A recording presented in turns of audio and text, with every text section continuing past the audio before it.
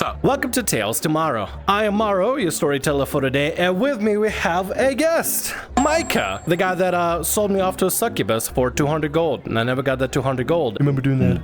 Nobody agrees with that story in the entirety of the guild. We gotta check out some RPG horror stories together with Miecca here. A couple broke up over an in-game relationship. We're all in college. I am the DM. This story concerns a good friend of mine, Jack, and her girlfriend, Sarah, who were both players in my game. Initially, Jack wasn't into D&D at all, but her girlfriend is a big Critical Role fan, so she made him join as well. He made a goblin wizard who was crazy, and she made a half-elf cleric. The other players were a human fighter and a minotaur barbarian. From our second session, Sarah started flirting with a fighter, which Jack didn't like at all. He told him not to do so, and they both started arguing at the table. On the table? Like, do you think they just climbed up on the table and just started arguing with each other? Hey, how dare you steal my girl? How dare you steal my girl? Did they just climb her up? Honestly, though, like how are you gonna get so angry about a made-up character, literally that doesn't even exist? And it's not a problem at the game, it's a problem in the couple's relationship. Y'all need to talk it out and figure stuff out. Because if you don't, you have a problem where Jack or Sarah, whoever was just flirting with a character as their character, and it becomes a big problem. It sounds like y'all need to have a conversation. She started saying how she can't romance his character as he is playing a goblin, and they started saying that she shouldn't romance in the game at all because it's weird. Even Critical Role was brought up. Other people there don't care if their spouse romances other character, and Jack said he doesn't care. Tried to calm them both, but Sarah stood and left crying. The relationship is over, and so is our D&D group. Nah, at this point, I think it's best if they kind of go their separate ways. If you're going to be that feisty over a character like that, I don't know. I don't think it's worth it. Let's say, for example, they had a problem like, hey, you want to make characters together? Ooh, they could probably agree, maybe no goblins or something. I don't know. But they kind of set themselves up without communicating, and it became a big hodgepodge. And basically, the only thing that killed the relationship is no communication. DM deletes campaign because we couldn't solve a puzzle. I can't sleep, so here we go again. A few years ago, I joined a campaign set in a homebrew setting. It's a classy city ridden with crime, complex politics, big consequences for crime, and encouragement for solving problems with the roleplay instead of combat. I'm new to the group, while the others, Paladin and Bard, already know each other. We'll put a huge amount of work into our characters' backstories and spend a lot of time roleplaying complex relationships between our characters. The campaign was actually going great until the fated session that everything went up in flames. DM seems to be annoyed since the beginning. I was early and noticed he seemed off, so I asked how he was. He dismissed it and said he was fine, so I didn't push it. Early in the session, we had to solve a puzzle. We were trying, but couldn't figure it out. Puzzle depended on us remembering something from session 1 from at least 4 to 5 months ago. That is a horrible premise for a puzzle. A horrible premise for a puzzle. If your players aren't taking notes from the very beginning, or aren't somebody that has a perfect memory about this sort of stuff, don't expect them to remember this sort of things. Even if somebody tried to do that in our own campaign, nobody's going to remember. Nobody. There's so many things that are going on between things, and since ours was a live campaign, stuff's going on between stories. Stuff can be changing between stories because different DMs are doing different things. The stories are you can't, if you do something like that, you at least want to throw some hints and be like, hey, you kind of remember when you talked to that one dude in the bar at the table? No. Well, he kind of brought this up. Try to refresh their memory. Don't just be like, hey, go and remember this, because you're gonna fucking have to remember this for 4 months down the line in that one campaign that we're gonna do. You can't expect them to remember every iota and every conversation. Why did old Bartholomew, fucking go with that name, decided to punch Sir Gringlesnout in the nutsack? You don't know that. We don't remember that. We just know what happened at some point, but we don't remember the lore behind it. What was the lore, Miecca? Why did Bartholomew punch Circle Gringlesnout? Is that the name? I don't know. Why did they punch him in a nutsack on the June 14th at midnight on the dark streets of Bartholomew? For being a goblin. For being a goblin. Goblin, that's actually pretty good. I will never remember shit as a DM from forever ago, and I don't expect my players to do either. So just don't. Meanwhile, DM was growing increasingly frustrated with us and passively aggressively hinted at the solution. Important to note that the rest of us are having fun, joking around, and good-heartedly trying to solve the puzzle while he seethes in the background. After a while, the DM exploded. He yelled at us, calling us incompetent idiots and a bunch of other things. I was too shocked to reply, but Paladin tried to calm DM down. He left the voice call and either banned us or deleted the Discord server that was hosted the campaign. Then he almost immediately deleted the D&D Beyond character sheets and the Roll20 for the campaign. DM, your players are having fun. You have two choices. Realize your players are having fun and join in on the fun and not worry too much about the importance of the puzzle, or, which the decision you picked out, I decided to be complete jackass and start just saying, "No, you bunch of idiots, you fools! How dare you not remember Bartholomew punched Gringle Snout in the nutsack on July 12th at midnight on the dark streets of Palamau," or whatever the fuck I said before. I don't know. Nobody's gonna remember this sort of stuff, dude. Your players are having fun. What more could you ask of them? What, they don't know the solution for the puzzle? Let them come up with a creative solution. Just say, "Yep, that's the solution. There we go, you figured it out. Congratulations." Woo! They were having fun. Just have fun. Turn it into something that the players can have a little bit more like interest. If the puzzle's not working out, figure out a solution. You're the DM. You literally control the entire fucking campaign. Exactly. You have nothing to worry about. Exactly. I never spoke to DM again. I think he blocked me on Discord. Bard messaged me a few days after it happened and said DM had done that kind of thing before. Oh my god. She asked if I wanted her to tell me whatever DM started a new campaign, clarifying it might take a while. I politely declined. Good. I'm glad you did. And I hope the other players did too. Yeah. Because this DM, not worth it. The DM was the only thing that killed the campaign. The puzzle and solving all the puzzle did not do it. The DM chose to single-handedly keep the whole life support of the campaign on the stupid puzzle and decided, you know what? This group is not worth it because they're all dumb and stupid, so I'm gonna just close the campaign down instead of realizing the players are having fun, puzzle's not that serious, and just to have fun with the players. Just add on, deleting the character sheets for people's players or people's characters, that's really low. Yeah, at least don't let do me that. copies it, Don't dickhead. delete people's characters. People spend their time creating these character sheets. Some people spend hours writing out whole backstories and everything for their characters because they're ready to invest in a 4 or 5 campaign. It sounds like these players would have invested quite a bit of time. To delete all of that is just kind of beyond low. I'm glad that the OP said that they're not going to be joining back in. I would refuse to join back into any campaign hosted by this specific DM. And if you ever make a character anytime on D&D Beyond, there's always a handy-dandy little way of copying the sheet. If not, you can always just print it out or save it as a PDF, just in case. That time I played at a table where everyone had ADHD, and that girl made everything worse. About a year ago, I was invited to a virtual game on Wild Beyond the Witchlight by my girlfriend and some of our mutuals. Turns out that almost everyone in the game had an IRL relationship with someone in the party. Me and my girlfriend, the monk and the GM, the ranger and the druid, this is a problem player, and finally the warlock by themselves. Damn, poor fucking warlock, dude. We were a couple, they were a couple, they were a couple, and that warlock over there was fucking alone! God Christ, what a that's what you burn. get for being a warlock, though. So right out of the gate, the group had a very relaxed vibe going about it. One other background detail that is important is that everyone here also identified as LGBTQ+, except me, whose only claim to queerness is being ace. So I was kind of perceived as the token straight man. This will become relevant later. Final detail, everyone here, including myself, is diagnosed with a degree of ADHD. I think everybody at some point, at some degree, has a bit of...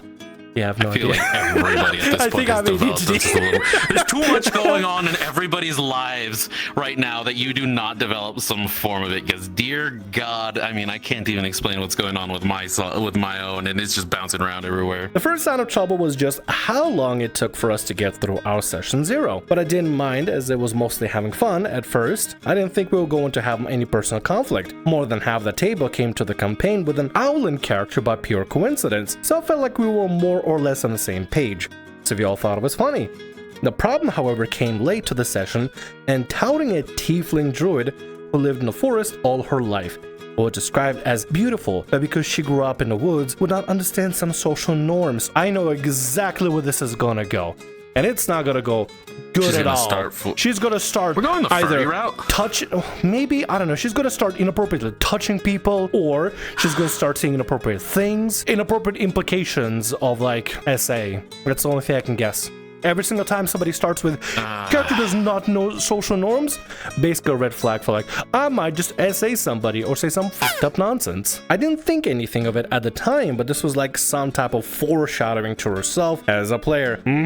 At some point during the session, we drink some tea that inverts our alignment for a moment. Almost everyone decides to do wacky RP for this. Like my character in Oath of the Ancient Paladin decides to destroy plants and attempts to kill small wildlife. Holy shit. God. Fucking Baldur's Gate 3 style with kicking the squirrel. That's the powder right now. Druid, however, decides to attack a party member. Not too out of pocket, but at the time I do remember thinking it was odd the Druid, a trans woman, specifically attacked Warlock, a trans man.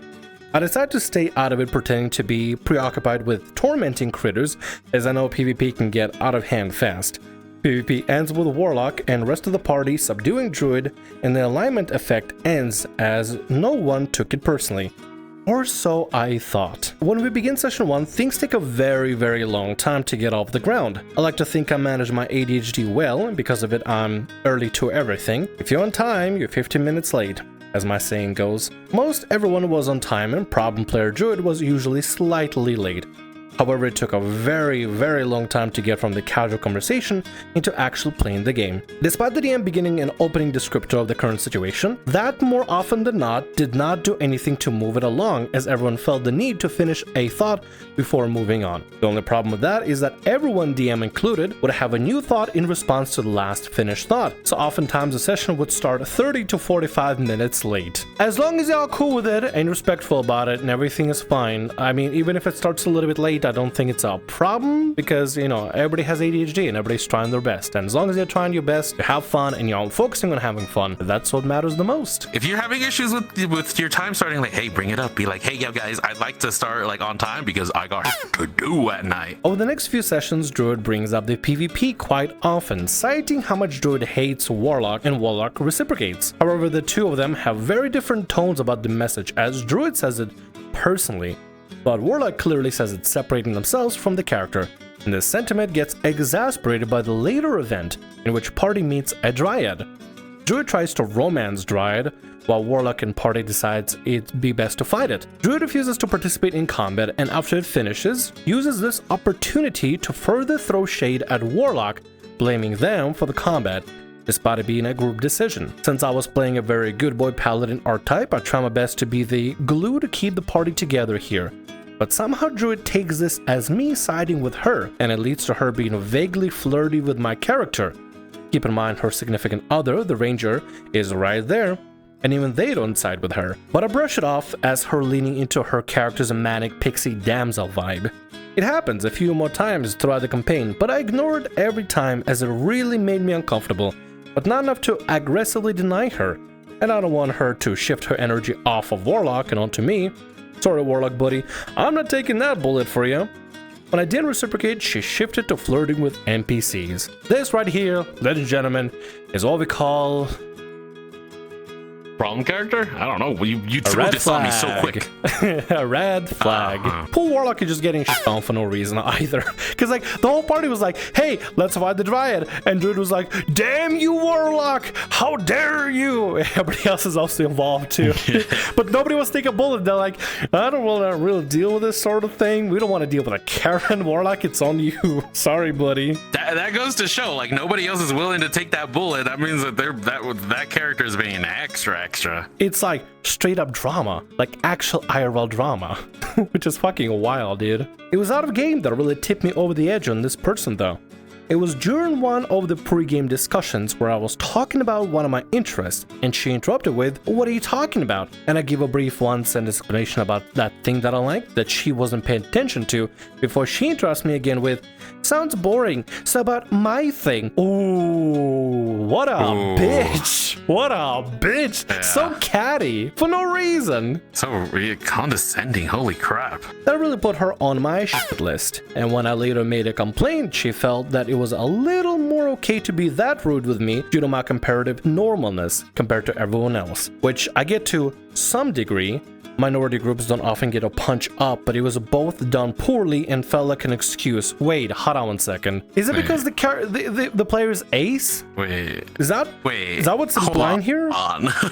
In the beginning of the story, it says, I was kind of perceived as a token straight man. Is that why the druid is like doing that? Why are you being a dickhead to somebody here? What's the point? Why does it have to be like some sort of like a punching up situation? Why can't we just get along? And, you know, the reward was a friendship we made along the way, you know, something like that. No matter what, keep IRL stuff just out of the game. Just have fun with the characters. You start bringing in IRL stuff, everybody else is going to start bringing in all that real life stuff. It gets messy. Doubly so when she states that she grew up in a restrictive environment, so she doesn't really know what's rude to some people.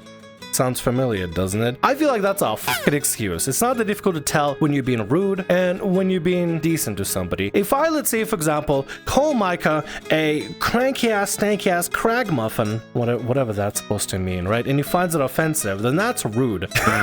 Please say something. Don't take it personally, please. Don't. Come on. I don't even know what it means. What does that mean? I don't even know what that means. Don't be a dickhead. You have two choices. Be a total dickhead, not be a dickhead. I'm choosing this one because guess what? Everybody at the table are just there to have fun and not deal with like some sort of drama or nonsense or people's attitudes and stuff. People just want to roll dice and play characters and go on journeys and hit critical strikes and stuff like that. But hey, that's why it's an RPG horror story, because people are fucking ridiculous. As if she knew at this moment, she became everyone's least favorite player and decided to double down rather than remediate. It was at this point though that Druid gave up on any and all self-control, and every session thereafter, Druid was either absent, late, or barely participating. Some of those absences words, "Sorry, got a date with a very cute girl, not coming," which was both a very strange way to learn that she and Ranger were having an open relationship, but also all of us interpreted that as rude, set up plans for the same time as prior engagement, also telling everyone you'd rather be doing something else. If you want to do something else, the least you can do is let your party and your players know that, hey, I'm gonna have to miss a session for this week. That's it. Nothing more needs to be said. But this dickhead decided, "Oh, sorry, I got a very important date because I'm the most important person here. I'm gonna be going on a date with a very cute person, the cutest person in the world, so I can't be on your stinky winky game today. Fuck you and the horse you rode it on, bitch." I know the name of the cute girl. It's Manuelita.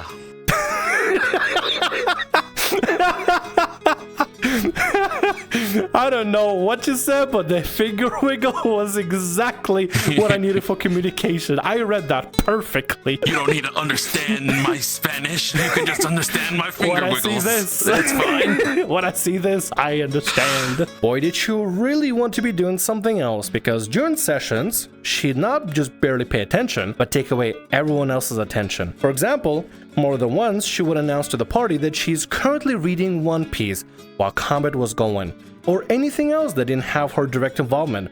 I would interrupt to talk about what was happening in the moment in the manga, which, as I said before, the entire table would be compelled to engage with due to everyone's neurodivergence. Her non-participation would get so bad that the DM would often say, "And everyone gets X amount of experience except for Druid unless she responds." And Druid would eventually become a full level behind everyone because of it. Her disruptiveness would get so bad that some simple near-featureless rooms in dungeons would take a half hour to get through. There's many other situations I could list where complications arise from her either being rude to other players, specifically the Warlock, and NPCs, or her lack of attention bogged down encounters to a very annoying degree.